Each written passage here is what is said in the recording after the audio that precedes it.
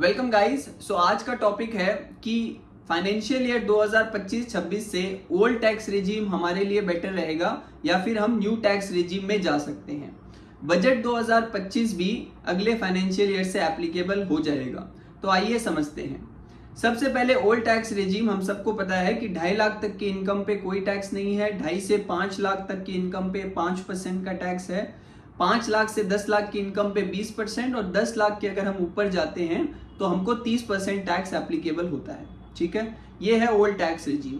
अब जो बजट 2025 में न्यू टैक्स रिजीम आया है वो इस प्रकार है कि 4 लाख तक की इनकम पे कोई टैक्स नहीं है। 4 से 8 लाख तक की इनकम पे 5%, 8 से 12 लाख की इनकम पे 10%, 12 से 16 की अगर आपकी इनकम है तो 15%, 16 से 20 पे 20% की इनकम, 20 लाख से 24 लाख की इनकम पे 25% टैक्स रेट है और 24 लाख के अगर आप ऊपर जाते हैं तो आप पे 30% टैक्स एप्लीकेबल हो जाएगा। ठीक है, अब जो बजट 2025 में हमारे फाइनेंस मिनिस्टर ने कहा था कि 12 लाख की इनकम पे कोई टैक्स नहीं है और आपको ये स्लैब दिख रहा होगा स्क्रीन पे जहां पे साफ साफ लिखा है कि 4 से 8 पे 5% है और 8 से 12 लाख की इनकम पे जो है 10% का टैक्स है। तो मैं ये बार बार जो बोल रहा हूं कि 12 लाख की इनकम पे टैक्स नहीं है, ये कैसे पॉसिबल है? तो वो इस प्रकार है। फर्स्ट ऑफ ऑल देखते हैं कि 12 लाख की इनकम पे टैक्स कितना होता है। तो 12 लाख की इनकम पे आप देख सकते हैं कि जो टैक्स अमाउंट आ रहा है वो 60,000 के आसपास आएगा। ठीक है, अब जब 60,000 रुपए का जब आपका टैक्स आ रहा है, इसको आपको गवर्नमेंट रिबेट दे देगा सेक्शन 87A के अंदर। तो 87A के अंदर आपको 60,000 का रिबेट मिल जाएगा जिसके कारण आपका टैक्स जीरो हो जाएगा। बट ये रिबेट तभी एप्लीकेबल है जब आपकी टोटल इनकम 12 लाख तक हो। 12 लाख को अगर क्रॉस हो जाता है तो ये सेक्शन आप पे एप्लीकेबल नहीं होगा, फिर आपको स्लैब के हिसाब से टैक्स देना पड़ेगा। यहाँ पे एक इंपॉर्टेंट पॉइंट ये है कि अगर आप कहीं जॉब करते हैं, आप सैलरीड इंडिविजुअल है, तो सैलरीड इंडिविजुअल को क्या है, न्यू टैक्स रिजीम में एक स्टैंडर्ड डिडक्शन मिलता है 75,000 रुपीज का। तो मान लीजिए आपकी सैलरी है 12,75,000 रुपए, तो आपको स्टैंडर्ड डिडक्शन तो मिलेगा ही 75,000 का। तो 12,75 में 75,000 आप माइनस कर देंगे तो बचेगा 12 लाख। तो जैसे ही आपकी इनकम 12 लाख हो गई तो आपको उस पर वैसे ही कोई टैक्स नहीं देना होगा क्योंकि 87A का रिबेट आपको मिल जाएगा। तो अगर आप सैलरी वाले हैं तो 12,75 पे कोई टैक्स नहीं है। अगर आप बिजनेस वाले हैं या कोई और इनकम आपकी तो आपको 12 लाख रुपए तक कोई टैक्स नहीं देना होगा। ठीक है, अब अगला पॉइंट ये आता है कि अगर हम 12 लाख को थोड़ा सा क्रॉस कर जाएं, ठीक है, 12,10,000 रुपए, तो क्या हमको 10,000 रुपए एक्स्ट्रा कमाने के चक्कर में हमको पूरा 60,000 के ऊपर का टैक्स देना होगा? जी नहीं।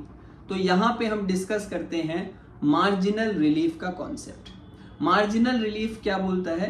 मार्जिनल रिलीफ ये बोलता है कि अगर आपका एक्सेस इनकम जितना होता है उससे ज्यादा हम आपसे टैक्स नहीं ले सकते। मतलब कि 12 लाख की इनकम पे आपका टैक्स है 0 और 12,10,000 की इनकम पे आपका टैक्स करीब करीब मान लीजिए 63,000 के आसपास आता है। ठीक है, तो गवर्नमेंट ये बोलता है कि आपकी एक्सेस इनकम जो है, जो कि 10,000 रुपए है, 12 लाख से ऊपर कितना है 10,000 की जो आपकी एक्सेस इनकम है, हम उतना ही आपसे टैक्स लेंगे। तो 10,000 क्योंकि आपसे एक्सेस इनकम है तो आपका टैक्स भी 10,000 ही होगा, प्लस उस पर हम सेस ले लेंगे। तो 63,000 का टैक्स नहीं देना होगा, आपको सिर्फ 10,000 प्लस सेस का टैक्स देना पड़ेगा। तो आपको जैसे ही 12 लाख के ऊपर आपकी अगर इनकम जाती है 12,10,000, 12,20,000, तो आप उसको टैक्स अमाउंट से एक बार कंपेयर कर लीजिएगा। टैक्स अमाउंट जो है वो आपका इनकम को क्रॉस नहीं कर सकता। तो इस तरीके से मार्जिनल रिलीफ का कॉन्सेप्ट से आपको ये टैक्स में हेल्प मिल जाएगा। अब आते हैं सैलरी वाले। सैलरी वालों के लिए ये मार्जिनल रिलीफ 13 लाख की इनकम में भी हेल्प करेगा। अगर आपकी सैलरी 13 लाख रुपए है साल भर की, तो आप उस सैलरी में से पहले तो स्टैंडर्ड डिडक्शन माइनस कर दीजिए 75,000, तो आपकी सैलरी बच जाएगी 12,25,000।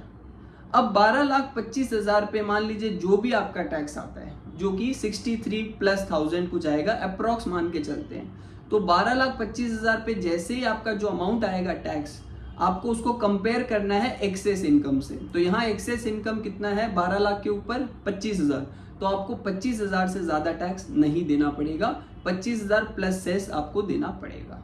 तो 13 लाख की सैलरी वाले जो लोग हैं उनके लिए न्यू टैक्स रेजिम बेटर हो सकता है, क्योंकि 25,000 अप्रॉक्स आपको टैक्स देना पड़ेगा। तो यहाँ हमने ये डिस्कस किया।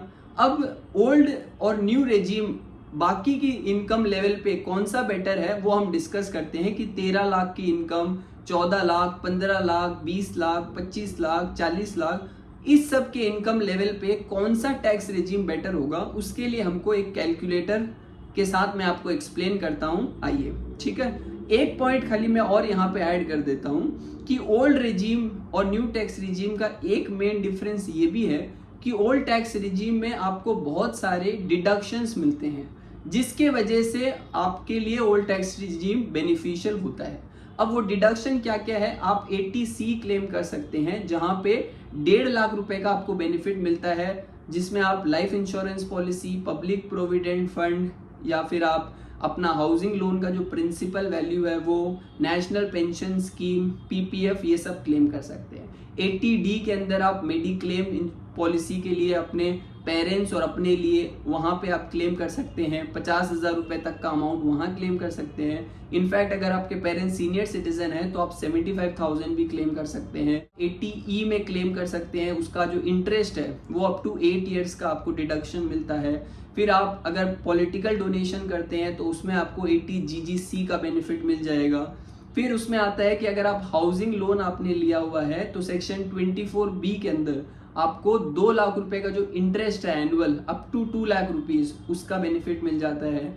अगर आप रेंट पे रहते हैं, हाउस रेंट अलाउंसेस मिलता है आपको, HRA, तो आप HRA क्लेम कर सकते हैं। लीव ट्रैवल अलाउंस क्लेम कर सकते हैं। तो आपको ये सारे डिडक्शंस जो है उसका आपको टोटल करके रखना होगा। अगर आप एक जगह उसको कर लेंगे कि आपके पास कितना डिडक्शन अवेलेबल है, तो आपको हेल्प होगा कि आपको कौन सा रेजिम चूज करना है। तो आइए टैक्स कैलकुलेटर में देखते हैं कि कौन से इनकम के लिए कौन सा रेजिम बेटर है। तो आइए देखते हैं टैक्स कैलकुलेटर पे कि कौन सा रेजिम बेटर है। तो मान लीजिए हम चेक करते हैं 13 लाख की बिजनेस इनकम। ठीक है, तो मान लीजिए आपके पास 13 लाख रुपए की बिजनेस इनकम है, तो आप देख सकते हैं बिना कोई डिडक्शन क्लेम किए ओल्ड रेजिम में 2,10,600 का टैक्स है और न्यू रेजिम में 78,000 का है। अब आपको क्या करना है, आपको अपने टैक्स डिडक्शंस चेक करने हैं जो अभी हमने डिस्कस किए, 80C, 80D, house rent, HRA, housing loan, ये आपको टोटल करना है और देखना है कि आपका टोटल डिडक्शन कितना है। अगर आपका टोटल डिडक्शन, एक बार के लिए हम यहाँ इस कॉलम में बैठाते हैं कि मान लीजिए आपका टोटल डिडक्शन 4,85,000 अगर है, तो आप देखेंगे कि अप्रोक्सीमेटली दोनों रेजिम में जो टैक्स अमाउंट है वो सेम ही आ रहा है। इनफैक्ट ओल्ड रेजिम में भी 520 रुपए का ही खाली ज्यादा टैक्स है। तो अब 13 लाख की इनकम पे अगर आपको डिसीजन लेना है कि कौन सा रेजिम आपके लिए बेटर है, तो आपको बस सिंपली ये देखना है कि 4,85,000 से आपके पास ज्यादा का डिडक्शन है कि नहीं। अगर मान लीजिए आपके पास में 5 लाख रुपए तक का HRA, leave travel allowance, 80C, mediclaim मिला के अगर 5 लाख रुपया या उससे ज्यादा का डिडक्शन अगर आपके पास हो जाता है, तो आप ओल्ड रेजिम चूज कर सकते हैं। ठीक है, उसमें टैक्स आपका कम आएगा, अदरवाइज आप न्यू रेजिम में चले जाइए। क्लियर है? वैसे ही अगर मान लीजिए आपकी इनकम जो है बिजनेस इनकम वो 14 लाख रुपए हो जाती है। ठीक है, तो 14 लाख में आप देख सकते हैं ओल्ड रेजिम में बिना कोई डिडक्शन लिए 2,41,000 के आसपास का टैक्स है और न्यू रेजिम में 93,000 का है। अब 14 लाख में मान लीजिए अगर आप 5,30,000 रुपए का डिडक्शन, ठीक है, 5,30,000 रुपए का, या फिर आप मान के चलिए 5,20,000 रुपए का अगर आप डिडक्शन ले लेते हैं, तो आप देखेंगे अप्रोक्सीमेटली दोनों में सेम अमाउंट का टैक्स आएगा, 92 और 93 के आसपास। ठीक है, तो अब इसमें डिसीजन क्या लेना है कि 14 लाख की इनकम पे अगर आपके पास में 5,20,000 रुपए या उससे ज्यादा का डिडक्शन अवेलेबल है, तो आप ओल्ड रेजिम ले लीजिए, वरना आपको न्यू रेजिम में ही जाने से आपको फायदा है। वैसे ही आप 15 लाख की देख लीजिए। तो इसी तरीके से मैंने एक यहाँ पे एक्सेल शीट बनाया है जहां पे इनकम लेवल दिया हुआ है और लास्ट वाला कॉलम जो है कॉलम जे, उसमें डिडक्शन अमाउंट दिया हुआ है। तो अगर आपके पास में ये रेड अमाउंट से ज़्यादा का डिडक्शन है, रेड अमाउंट से ज़्यादा का, तो आप ओल्ड रेजिम चूज कर सकते हैं, अदरवाइज न्यू रेजिम आपके लिए बेटर होगा। अब अगर आपके पास में एक बार आप 24 लाख को क्रॉस कर जाते हैं, मान लीजिए आपके पास में 24 लाख से ज़्यादा की आपकी इनकम है, 25 लाख, 26 लाख, 27 लाख, 28 लाख, तो आपको मिनिमम 8 लाख रुपए का डिडक्शन तो चाहिए ही। अगर 8 लाख से ज़्यादा का डिडक्शन हो जाए, जैसे हम मान लीजिए यहाँ पे 30 लाख रुपए की सैलरी ले लेते हैं, सैलरी इनकम 30 लाख रुपया ले लेते हैं, और हम अगर 8 लाख रुपए का डिडक्शन इसमें बैठाते हैं, तो आप देखेंगे कि दोनों रेजिम का जो टैक्स है वो लगभग बराबर सा आएगा। तो एकदम क्लियर है कि 24 लाख के ऊपर अगर आपकी इनकम चली जाती है, तो आपको ये इंश्योर करना है कि अगर आपके पास में 8 लाख के आसपास से ज्यादा का डिडक्शन है, तो आप चेक करिए कि ओल्ड रेजिम आपके लिए बेटर हो सकता है। 8 लाख से नीचे अगर है 7 लाख, 7.5 लाख का डिडक्शन, तो आपके लिए न्यू रेजिम ही बेटर रहेगा। तो जैसे ही आप 24 लाख क्रॉस करें, तो मेक श्योर कि आपके पास 8 लाख रुपए या उससे ज्यादा का डिडक्शन हो, तभी शायद ओल्ड रेजिम आपके लिए बेटर हो सकता है। तो आई होप हमारी ये इस डिस्कशन से आपको एक गाइडेंस मिला होगा कि कौन से रेजिम चूज करने से आपको फायदा होगा। ये टैक्स कैलकुलेटर भी मैं आपको वीडियो के डिस्क्रिप्शन पे लिंक दे दूंगा, जहां से आप ये टैक्स कैलकुलेटर और ये शीट दोनों डाउनलोड करके चेक कर सकते हैं। चैनल को फॉलो कीजिए अगर आपको ये यूजफुल लगा हो। Thank you.